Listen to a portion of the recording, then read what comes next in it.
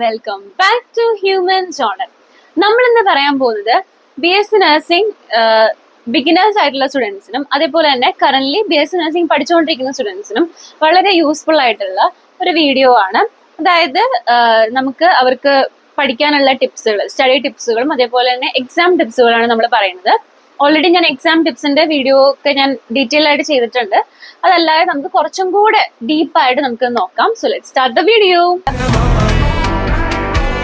ഞാൻ എന്റെ എക്സ്പീരിയൻസിൽ നിന്ന് തുടങ്ങാം. അതായത് ഞാനിവിടെ ഫസ്റ്റ് ഇയർ വന്നപ്പോൾ എനിക്ക് പഠിക്കാൻ വേണ്ടിയിട്ട് നമുക്ക് കോളേജിൽ നിന്ന് ടെക്സ്റ്റ് ബുക്ക് പ്രൊവൈഡ് ചെയ്യും. ചില കോളേജുകാർ ടെക്സ്റ്റ് ബുക്ക് പ്രൊവൈഡ് ചെയ്യും, അതിന് നമ്മൾ എക്സ്ട്രാ കാശ് കൊടുക്കണം. ചില കോളേജുകാർ ലൈബ്രറിയിൽ നിന്ന് റെഫർ ചെയ്യാനേ പറയത്തുള്ളൂ. അതല്ലെന്നുണ്ടെങ്കിൽ നമ്മൾ തനിയെ എവിടെന്നെങ്കിലും ടെക്സ്റ്റ് ബുക്ക് കണ്ടുപിടിച്ച് പഠിക്കാനാണ് ചില കോളേജുകാർ പറയാം. അപ്പോൾ ഞാൻ പഠിച്ചത് ഫസ്റ്റ് ഇയർ വന്നപ്പോൾ എനിക്ക് കുറച്ച് ടെക്സ്റ്റുകൾ കിട്ടിയിട്ടുണ്ടായിരുന്നു, ഞാൻ വാങ്ങിച്ചിട്ടുണ്ടായിരുന്നു എന്റെ സീനിയേഴ്സിന്റെ കയ്യിൽ നിന്ന്. അപ്പൊ അങ്ങനെയാണ് ഞാൻ ഫസ്റ്റ് ഇയറിൽ ടെക്സ്റ്റ് ബുക്ക് ഒക്കെ വാങ്ങിച്ചത്. ഇനിയിപ്പോ നിങ്ങൾക്ക് ടെക്സ്റ്റ് ബുക്ക് ഇല്ലാന്ന് പറഞ്ഞിട്ട് വിഷമിക്കണം, നമുക്ക് ലൈബ്രറി നോക്കിയിട്ടാണ്, ലൈബ്രറിയിൽ പോയിട്ടാണെങ്കിലും നമുക്ക് റെഫർ ചെയ്ത് പഠിക്കാവുന്നതേ ഉള്ളൂ. അതായത് നമുക്ക് ഓരോ സബ്ജക്റ്റും, അതായത് ഫസ്റ്റ് സെമ്മിൽ വരുന്നത് അനാറ്റമി, ഫിസിയോളജി, സോഷ്യോളജി, സൈക്കോളജി ആണ്. അപ്പോൾ ഈ രണ്ട് പിന്നെ നഴ്സിംഗ് ഫൗണ്ടേഷൻ വരുന്നുണ്ട്. പക്ഷെ നഴ്സിംഗ് ഫൗണ്ടേഷന്റെ എക്സാം വരുന്നത് സെക്കൻഡ് സെമ്മിലാണ്. അപ്പൊ ഫസ്റ്റ് സെമ്മിൽ നമുക്ക് മെയിൻലി എക്സാം വരുന്നത് അനാറ്റമി, ഫിസിയോളജിയും അതേപോലെ തന്നെ സോഷ്യോളജി, സൈക്കോളജിയാണ്. അപ്പൊ നമുക്ക് അനാറ്റമി, ഫിസിയോളജിയാണ് നമുക്ക് ആദ്യം നോക്കാം. അതായത് ആ ഒരു അനാറ്റമി, ഫിസിയോളജി എന്ന് വെച്ചിട്ടുണ്ടെങ്കിൽ നമ്മുടെ ബോഡി സ്ട്രക്ചർ, ഹ്യൂമൻ ബോഡി സ്ട്രക്ചറിലെ ഓരോ ഓർഗൻസും എല്ലാം നമ്മൾ ഡീറ്റെയിൽഡ് ആയിട്ട് പഠിക്കുന്നതാണ്. അതിന്റെ സ്ട്രക്ചറുകളും അത് വരയ്ക്കാനും അതേപോലെ തന്നെ അതിന്റെ ഫംഗ്ഷൻസുകൾ എന്തൊക്കെയാണ്, പിന്നെ നമ്മുടെ ബോഡിയിൽ നടക്കുന്ന എല്ലാ ഫംഗ്ഷൻസിനെയും കുറിച്ചിട്ട് പഠിക്കുന്നതാണ് അനാറ്റമി ആൻഡ് ഫിസിയോളജിയിൽ.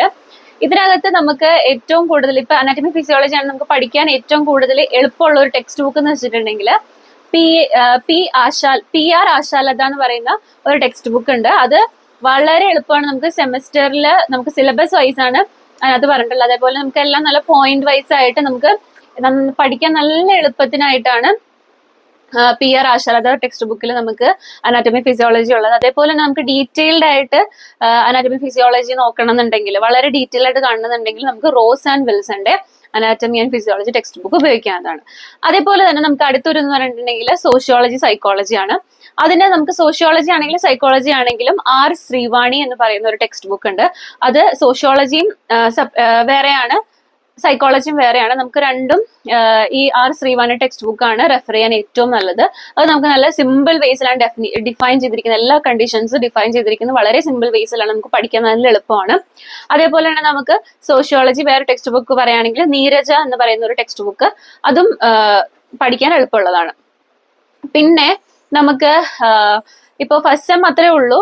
പിന്നെ ഞാൻ പറയാനുള്ളത്, നമുക്കിപ്പം ടെക്സ്റ്റ് ബുക്ക് ഇല്ലെങ്കിലും നമുക്ക് ലൈബ്രറി പോയിരുന്ന് റെഫർ ചെയ്ത് പഠിക്കാവുന്നതുള്ളൂ. അത് മാത്രമല്ല, നമുക്കിപ്പോ ക്ലാസ് എടുക്കുന്ന സമയത്ത് ലെക്ചർ നോട്ട്സ് എഴുതാവുന്നതാണ്.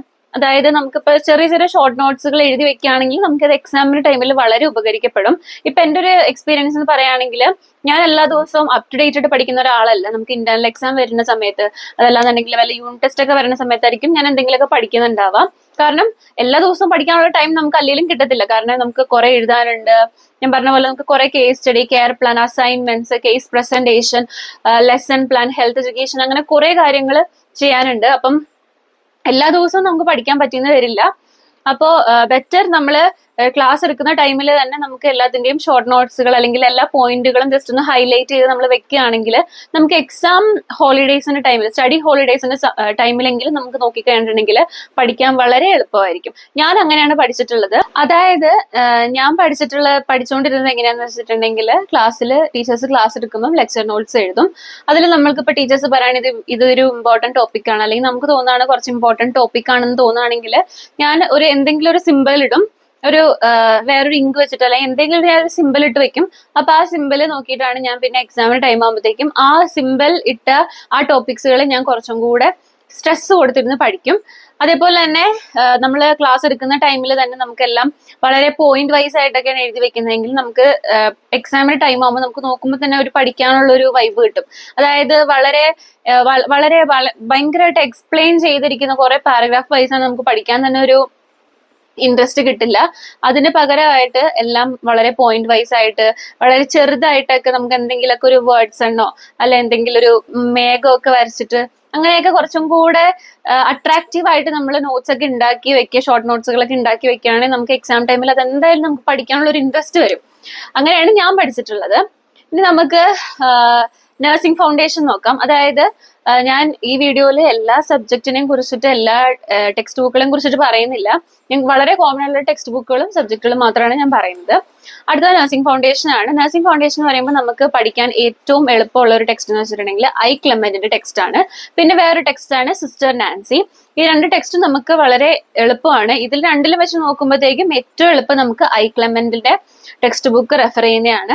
അതിൽ നമുക്ക് എല്ലാ പ്രൊസീജിയേഴ്സും നഴ്സിംഗ് ഫൗണ്ടേഷനിൽ വരുന്ന എല്ലാ ടോപ്പിക്സുകളും വളരെ സിമ്പിളായി ഡിഫൈൻ ചെയ്തിട്ടും വളരെ സിമ്പിളായിട്ട് വളരെ പോയിന്റ് ആയിട്ട് പോയിന്റ് വൈസ് ആയിട്ട് നമുക്ക് അതിനകത്ത് ഉണ്ട്. സോ നമുക്ക് ഐ ക്ലെമന്റ് കുറച്ചും കൂടെ എളുപ്പമാണ് നമുക്ക് പഠിക്കാൻ വേണ്ടിയിട്ട്. പിന്നെ അടുത്തൊരു സബ്ജക്റ്റ് ആണ് MSN. നമുക്ക് മെഡിക്കൽ സർജിക്കൽ നഴ്സിംഗ്. അതിപ്പോ സെമസ്റ്റർ വൈസിൽ അഡൽട്ട് ഹെൽത്ത് നഴ്സിംഗ് എന്നാണ് പറയുന്നത്. ഈ അഡൽട്ട് ഹെൽത്ത് നഴ്സിംഗ് നമുക്ക് പഠിക്കാൻ ഏറ്റവും എളുപ്പമുള്ള ഒരു ടെക്സ്റ്റ് ബുക്ക് എന്ന് വെച്ചിട്ടുണ്ടെങ്കിൽ PV ടെക്സ്റ്റ് ബുക്കാണ്. അതേപോലെ നമുക്ക് ലോട്ടസ് പബ്ലിക്കേഷൻസും ഉണ്ട്. ഇതേ ലോട്ടസ് പബ്ലിക്കേഷന്റെ കമ്മ്യൂണിറ്റി ഹെൽത്ത് നഴ്സിംഗ് ടെക്സ്റ്റ് ബുക്കും അതേപോലെ തന്നെ OBG, അതായത് ഒബ്സ്റ്റട്രിക്കൽ ഗൈനക്കോളജി ആൻഡ് മിഡ്വൈഫറി, ഈ 3 സബ്ജക്റ്റിന് MSN, community health nursing and OBG, ഈ 3 സബ്ജക്റ്റിന് നമുക്ക് ലോട്ടസ് പബ്ലിക്കേഷന്റെ ടെക്സ്റ്റ് ഉപയോഗിക്കാവുന്നതാണ്. അതിൽ വളരെ സിമ്പിൾ ആയിട്ട് നമുക്ക് പഠിക്കേണ്ട എല്ലാ കണ്ടീഷൻസും സിലബസ് വൈസിലാണ് ലോട്ടസ് പബ്ലിക്കേഷനിൽ ഉള്ളത്. അപ്പൊ നമുക്ക് പഠിക്കാൻ കുറച്ചും കൂടി എളുപ്പമായിരിക്കും ഈ ടെക്സ്റ്റ് ബുക്കുകൾ. പിന്നെ നമുക്ക് എന്താണ് പ്രീവിയസ് ഇയേഴ്സ് ക്വസ്റ്റ്യൻ പേപ്പേഴ്സ് നമുക്ക് ഒന്ന് റെഫർ ചെയ്യുന്നത് നല്ലതായിരിക്കും എക്സാമിന്റെ ടൈമിൽ. കാരണം ചിലപ്പോ പ്രീവിയസ് ഇയേഴ്സ് ക്വസ്റ്റ്യൻ പേപ്പേഴ്സിൽ നിന്ന് ക്വസ്റ്റ്യൻസ് ഒക്കെ വരാൻ ചാൻസ് ഉണ്ട്. സോ അതും റെഫർ ചെയ്യുന്നത് നല്ലതായിരിക്കും. പിന്നെ എനിക്ക് മെയിൻലി പറയാനുള്ളത് മാക്സിമം കഴിവതും നിങ്ങൾ നിങ്ങളുടെ നോട്ട്സുകൾ നോക്കി മാത്രം പഠിക്കാൻ നോക്കുക. അതേപോലെ അതായത് നിങ്ങൾ ടെക്സ്റ്റ് ബുക്കിൽ നിന്ന് റെഫർ ചെയ്ത നോട്ട്സുകൾ, ക്ലാസ്സിലെടുത്ത നോട്ട്സുകൾ, അതൊക്കെ നോക്കി പഠിക്കാൻ നോക്കുക. ഇപ്പോഴത്തെ പല സ്റ്റുഡൻസും പഠിക്കുന്നത് ചില PDF നോക്കിയിട്ട്, അല്ലെങ്കിൽ ആരെങ്കിലൊക്കെ പ്രിപ്പയർ ചെയ്ത PDF അല്ലെങ്കിൽ പണ്ടത്തെ എന്തെങ്കിലും PDF അല്ലെങ്കിൽ ChatGPT നോക്കിയിട്ട്, മെറ്റ AI നോക്കിയിട്ടൊക്കെയാണ് ഒട്ടുമിക്ക സ്റ്റുഡൻസും, എനിക്കറിയാം ഒട്ടുമിക്ക സ്റ്റുഡൻസും അങ്ങനെയാണ് പഠിക്കുന്നത്. അത് ഞാൻ അങ്ങനെ പഠിക്കുന്ന കുട്ടികളെ ഞാൻ കണ്ടിട്ടുണ്ട്. പക്ഷെ നമുക്ക് ഒരിക്കലും പറയാൻ പറ്റില്ല അതിനകത്ത് പറയുന്ന എല്ലാ ആൻസേഴ്സും കറക്റ്റ് ആണോ എന്ന് നമുക്ക് പറയാൻ പറ്റില്ല. അപ്പോ നിങ്ങൾ പഠിക്കുമ്പോൾ മാക്സിമം കഴിവതും നിങ്ങൾക്ക് ടെക്സ്റ്റ് ബുക്ക് ഉണ്ടെങ്കിൽ ടെക്സ്റ്റ് ബുക്ക് നോക്കി പഠിക്കുക. അതല്ലാന്നുണ്ടെങ്കിൽ നിങ്ങൾ ഉണ്ടാക്കിയിരിക്കുന്ന ഷോർട്ട് നോട്ട്സുകൾ അല്ലെങ്കിൽ നിങ്ങളുടെ സ്റ്റുഡൻസ്, നിങ്ങളുടെ ഫ്രണ്ട്സിന്റെ കയ്യിൽ ഉള്ള നോട്ട്സുകളൊക്കെ നോക്കിയിട്ട് പഠിക്കാൻ വേണ്ടിയിട്ട് ശ്രമിക്കുക. ഒരിക്കലും ChatGPT അല്ലെങ്കിൽ മെറ്റ AI ഒരിക്കലും എക്സാമിന്റെ ടൈമിൽ നിങ്ങൾ പ്രിപ്പയർ ചെയ്യുമ്പം അതൊരിക്കലും പ്രിഫർ ചെയ്യാതിരിക്കുക. പിന്നെ നിങ്ങൾ പഠിക്കുമ്പം മാക്സിമം അധികം സ്ട്രെസ് കൊടുത്ത് പഠിക്കാതിരിക്കുക. നിങ്ങളുടെ മൈൻഡിനെ കുറച്ച് റിലാക്സ് ആക്കി വെച്ച് പഠിക്കുക. കാരണം നിങ്ങൾ ഇപ്പൊ ഇന്നൊരു ദിവസം കൊണ്ട് ഇത്രയും ചാപ്റ്റേഴ്സ് ഒരുമിച്ച് പഠിക്കണം. അപ്പൊ അതൊരു സ്ട്രെസ് ആയിരിക്കും നമുക്ക് എല്ലാ ടോപ്പിക്സുകളും ഇങ്ങനെ ഒരെണ്ണം പഠിച്ച് പിന്നെ അടുത്ത് പഠിക്കുമ്പോഴത്തേക്ക് നമ്മൾ ആദ്യം പഠിച്ചത് മറന്നു. അപ്പൊ അതിന് പകരമായിട്ട് നിങ്ങൾ സ്പെസിഫിക് ഒരു ടൈം ടേബിൾ വെക്കുക. അതായത് ഇപ്പോ നമുക്ക് എക്സാമിന് 1 month ഉണ്ട് നമുക്ക്. അപ്പം നിങ്ങൾ ഞാൻ പഠിച്ച രീതി എന്ന് വെച്ചിട്ടുണ്ടെങ്കിൽ ഞാൻ ഒരു നോട്ട്ബുക്ക് എടുക്കും. അതിനുശേഷം എക്സാമിന് 1 month മുന്നേ ഉള്ള ഒരു കാര്യമായിട്ടാണ് ഞാൻ പറയണത്. അപ്പോ ഞാൻ എന്തെന്ന് വെച്ചിട്ടുണ്ടെങ്കിൽ ആ ഡേറ്റ് തൊട്ട് എക്സാമിന്റെ 2 ദിവസം മുന്നേ വരെയുള്ള ഡേറ്റ്സ് ഫുള്ള് ഞാൻ എഴുതി വെക്കും. അതിനുശേഷം ഏതൊക്കെ സബ്ജക്റ്റുകളാണ് എക്സാമിനുള്ളത്, ഫോർ എക്സാമ്പിൾ ഇപ്പം എനിക്ക് എക്സാമിന്റെ സബ്ജക്റ്റിലുള്ളത് അനാറ്റമി, ഫിസിയോളജിയും സൈക്കോളജിയും സോഷ്യോളജിയും ആണെന്ന് വിചാരിക്കുക. അപ്പോ ഞാൻ ഒരു മന്തിൽ ആ ഫുൾ ഡേറ്റ് ഇടും. എക്സാമിന് 2 ദിവസം മുന്നേ വരെയുള്ള ഡേറ്റ്സ് ഫുൾ ഞാൻ ഇട്ട് വെക്കും. എന്നിട്ട് ആദ്യം ഞാൻ എക്സാം ഉള്ളത് അനാറ്റമി ആയിരിക്കും. അപ്പൊ അനാറ്റമിയിലെ ഓരോ ചാപ്റ്റർ വൈസുകൾ ഓരോ ദിവസം അല്ലെങ്കിൽ ഒരു ദിവസം 2 ചാപ്റ്റേഴ്സ് വെച്ചിട്ട് ഞാൻ ഓരോ ഡേറ്റിലും പഠിക്കും. അതിനുശേഷം ഇപ്പൊ എനിക്ക് ഒരു ഡേറ്റിൽ പഠിക്കാൻ പറ്റിയില്ല, ഒരു ചാപ്റ്റർ നോക്കി ഒരു 1.5 ചാപ്റ്റർ നോക്കാൻ പറ്റിയുള്ള 2 ചാപ്റ്റർ എനിക്ക് ഫുൾ കംപ്ലീറ്റ് ചെയ്യാൻ പറ്റില്ലെങ്കിൽ ഞാൻ അവിടെ വെച്ച് ആ ഡേറ്റിലുള്ളത് മാത്രമേ ഞാൻ ആ ഡേറ്റിൽ പഠിക്കാറുള്ളൂ. അതിനുശേഷം ബാക്കി നമുക്ക് ബാലൻസ് ഇപ്പൊ എല്ലാ സബ്ജക്റ്റും പഠിച്ചു കഴിഞ്ഞാൽ ബാക്കി ബാലൻസ് ഡേറ്റിൽ വരുന്ന ആ ഒരു ടൈമിലായിരിക്കും ഞാൻ എന്തെങ്കിലും പഠിക്കാൻ വിട്ടിട്ടുണ്ടെങ്കിൽ അത് ഞാൻ പഠിക്കാം. അപ്പോ ഇത് ഇങ്ങനെ പഠിക്കുന്നതിന്റെ ഗുണം എന്താന്ന് വെച്ചിട്ടുണ്ടെങ്കിൽ നമുക്ക് എല്ലാ പോർഷൻസും നമുക്ക് എല്ലാ ചാപ്റ്റേഴ്സും നമുക്ക് കവർ ചെയ്യാൻ പറ്റും, ഒന്നാമത്തെ കാര്യം. പിന്നെന്ന് വെച്ചിട്ടുണ്ടെങ്കിൽ നമുക്ക് റിവിഷൻ ചെയ്യാൻ ടൈം കിട്ടും. അതായത് നമുക്ക് എക്സാമിന് 2 ദിവസം മുന്നേ ആണെങ്കിൽ നമുക്ക് ഒരു മാസം മുന്നേ നമ്മൾ ഓരോ ദിവസം പഠിച്ചു വെച്ചത് ആ ഷോർട്ട് നോട്ട്സുകൾ നമ്മുടെ കയ്യിലുണ്ടാവും. അതേപോലെ നമ്മൾ പഠിച്ച എന്തെങ്കിലുമൊക്കെ നമ്മുടെ തലയിലുണ്ടാവും. അപ്പം ആ റിവിഷൻ ടൈമിൽ നോക്കുമ്പോഴത്തേക്ക് നമുക്ക് കുറച്ചും കൂടി എളുപ്പമായിരിക്കും ഇങ്ങനെ ഓരോ ദിവസവും നമ്മൾ 2 ചാപ്റ്റേഴ്സ് വെച്ച് പഠിക്കുന്നത്. അതുകൊണ്ട് തന്നെ നമുക്ക് ഗുണം എന്താന്ന് വെച്ചിട്ടുണ്ടെങ്കിൽ നമുക്ക് നമ്മുടെ മൈൻഡിൽ നമുക്ക് സ്ട്രെസ് കുറയ്ക്കാൻ പറ്റും. അതായത് നമുക്ക് ഓർത്തിരിക്കാനുള്ള മെമ്മറി കപ്പാസിറ്റി നമ്മുടെ കൂടും. കാരണം നമ്മൾ ഒരു ദിവസം 2 ചാപ്റ്റേഴ്സ് വെച്ചിട്ട് പഠിക്കുന്നുള്ളൂ. അപ്പോൾ നമുക്ക് എന്താ പറയാ കുറച്ചും കൂടെ നമുക്ക് നമ്മുടെ മൈൻഡ് റിലാക്സ് ചെയ്തിട്ടിരുന്നിട്ട് നമുക്കൊരു സമാധാനം കിട്ടും. ഇനി ഇത്രയും ചാപ്റ്റർ ഉള്ളൂ, ഞാൻ ഇത്രയും ചാപ്റ്റർ പഠിച്ചു കഴിഞ്ഞു, ഇന്ന ഇത്ര ദിവസം കൊണ്ട് ഇത്രയും ചാപ്റ്റർ പഠിച്ചു കഴിഞ്ഞു, അങ്ങനെയൊക്കെ ഒരു റിലാക്സേഷൻ കിട്ടും. അതേപോലെ തന്നെ നമുക്കൊരു കോൺഫിഡൻസ് ആയിരിക്കും. എനിക്ക് എന്റെ പേഴ്സണൽ എക്സ്പീരിയൻസ് ഞാൻ പറയണേ, എനിക്കൊരു കോൺഫിഡൻസ് ആയിരുന്നു ഞാൻ ഇങ്ങനെ ഡേറ്റ് വെച്ച് പഠിച്ചുകൊണ്ടിരുന്നത്. സോ നിങ്ങൾക്കും അത് യൂസ്ഫുൾ ആയിരിക്കും, നിങ്ങളൊന്ന് ട്രൈ ചെയ്ത് നോക്കാം. പിന്നെ നിങ്ങൾ പഠിക്കുമ്പം മെയിൻലി ഇപ്പോൾ ഒരു ടോപ്പിക് എടുക്കുകയാണ്, അപ്പൊ ആ ടോപ്പിക്കിനെ കുറിച്ച് പഠിക്കുമ്പോൾ ചിലപ്പോൾ അതിന്റെ ആൻസേഴ്സ് നിങ്ങൾക്ക് പല ടെക്സ്റ്റുകളിലും പല പല ആൻസേഴ്സ് ആയിരിക്കും കാണാം. അപ്പോൾ നിങ്ങൾക്ക് എളുപ്പമായിട്ടുള്ളത് ഏത് ആൻസർ ആണോ അല്ലെങ്കിൽ ഏതൊരു എക്സ്പ്ലനേഷൻ ആണോ നിങ്ങൾക്ക് എളുപ്പമായിട്ട് തോന്നുന്നത് ആ ഒരു ടോപ്പിക് ആ ഒരു ഇത് മാത്രം നിങ്ങൾ പഠിക്കുക. അതായത് ഇപ്പം നിങ്ങൾ ChatGPT നോക്കുമ്പോൾ വേറെ ആയിരിക്കും, അതല്ലാന്നുണ്ടെങ്കിൽ നിങ്ങൾ വേറൊരു ടെക്സ്റ്റിൽ ഇപ്പം ഫോർ എക്സാമ്പിൾ ലോട്ടസ് പബ്ലിക്കേഷൻ ടെക്സ്റ്റിൽ നമുക്ക് നോക്കുമ്പോഴത്തേക്കും വളരെ എളുപ്പമായിട്ടുള്ള ടോപ്പിക് ഒരു എക്സ്പ്ലനേഷൻ കാണും ഒരു ടോപ്പിക്കിനെ കുറിച്ചിട്ട്. അതിന്റെ തന്നെ കമ്മ്യൂണിറ്റി ഹെൽത്ത് നഴ്സിംഗിന്റെ തന്നെ നമ്മൾ വേറൊരു ടെക്സ്റ്റ് ബുക്ക് എടുക്കുമ്പോഴത്തേക്കും അതിലും ഈ ടോപ്പിക്ക് നമുക്ക് വേറെ രീതിയിലായിരിക്കും അവർ എക്സ്പ്ലെയിൻ ചെയ്ത് വെച്ചിരിക്കുന്നത്. അപ്പം നിങ്ങൾക്ക് ഇത് രണ്ടിൽ ഏതാണോ എളുപ്പം തോന്നുന്നത് ആ ഒരെണ്ണം മാത്രം പഠിക്കുക. അതായത് ഇപ്പൊ നിങ്ങളുടെ ഫ്രണ്ട്സ് പഠിച്ചിരിക്കുന്ന എക്സ്പ്ലനേഷൻ വേറെ ആയിരിക്കും, നിങ്ങൾ പഠിച്ചിരിക്കുന്ന എക്സ്പ്ലനേഷൻ വേറെ ആയിരിക്കും. എന്ന് വെച്ചിട്ട് നിങ്ങൾ ടെൻഷൻ ആവേണ്ട ആവശ്യമില്ല. നിങ്ങൾ ടെക്സ്റ്റ് ബുക്കിൽ നിന്ന് ഒരു കമ്മ്യൂണിറ്റി ഹെൽത്ത് നഴ്സിംഗ് ടെക്സ്റ്റ് ബുക്കിൽ നിന്നാണ് നിങ്ങൾ പഠിക്കുന്നത്, അതായത് ആ സബ്ജക്റ്റിന്റെ തന്നെ ഒരു ടെക്സ്റ്റ് ബുക്കിൽ നിന്നാണ് നിങ്ങൾ പഠിക്കുന്നതെങ്കിൽ നിങ്ങൾ ഒരിക്കലും പേടിക്കേണ്ട, അതും കറക്റ്റ് ആൻസർ ആണ്. അപ്പോൾ നിങ്ങൾക്ക് എളുപ്പം ഏതാണോ അത് നോക്കി തന്നെ നിങ്ങൾ പഠിക്കാം. പിന്നെ എനിക്ക് പറയാനുള്ളത്, അതായത് നമുക്ക് സെപ്റ്റംബർ ഒക്ടോബർ ആ ഒരു ടൈമിലൊക്കെയാണ് നമുക്ക് എന്തായാലും BSc nursing new academic year start ആവുന്നത്. അപ്പൊ ആ ടൈമിൽ നിങ്ങൾ പഠിക്കുന്ന സമയത്ത് എന്തെങ്കിലുമൊക്കെ ടോപ്പിക്സിനെ കുറിച്ചിട്ട് ഡൗട്ട്സ് വരികയാണെങ്കിൽ നിങ്ങൾ ജസ്റ്റ് ഒന്ന് കമന്റ് ചെയ്താൽ മതി.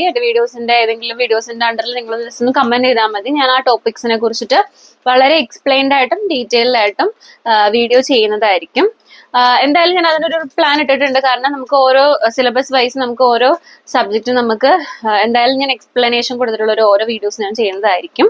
സോ അങ്ങനത്തെ ഇൻഫോർമേറ്റീവ് ആയിട്ടുള്ള വീഡിയോസിന് വേണ്ടി നിങ്ങൾ സബ്സ്ക്രൈബ് ചെയ്യുക. അപ്പൊ ഞാൻ ഈ പറഞ്ഞ സ്റ്റഡി ടിപ്സുകളെല്ലാം നിങ്ങൾ ഫോളോ ചെയ്യുക. ഞാൻ ഇങ്ങനെ ടിപ്സുകൾ വെച്ചിട്ടാണ് ഞാൻ പഠിച്ചിട്ടുള്ളത്. അപ്പൊ എനിക്കതെല്ലാം വർക്ക്ഔട്ട് ആയിട്ടുണ്ട്. നിങ്ങൾക്കും വർക്ക്ഔട്ട് ആവുന്ന ഞാൻ പ്രതീക്ഷിക്കുന്നു. അപ്പൊ നിങ്ങൾക്ക് ഇങ്ങനെയൊക്കെ പഠിക്കാനുള്ള താല്പര്യം ഉണ്ടെങ്കിൽ നിങ്ങൾ ഇതൊക്കെ ഒന്ന് ട്രൈ ചെയ്ത് നോക്കാം. അപ്പൊ ഇതൊക്കെയാണ് എനിക്ക് നിങ്ങൾക്ക് പറഞ്ഞു തരാനുള്ള സ്റ്റഡി ടിപ്സുകള്.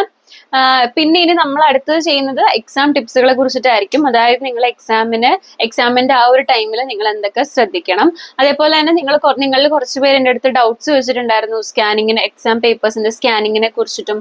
അതേപോലെ തന്നെ ക്വസ്റ്റ്യൻ നമ്പേഴ്സിന്റെ ഡൗട്ട്സുകൾ കുറെ സ്ട്രൈക്ക് ഓഫ് ചെയ്തിട്ടുണ്ട് ക്വസ്റ്റ്യൻ നമ്പേഴ്സ്. അപ്പൊ അതിനെ കുറിച്ചിട്ട് കുറെ പേരെടുത്ത് ചോദിച്ചിട്ടുണ്ടായിരുന്നു.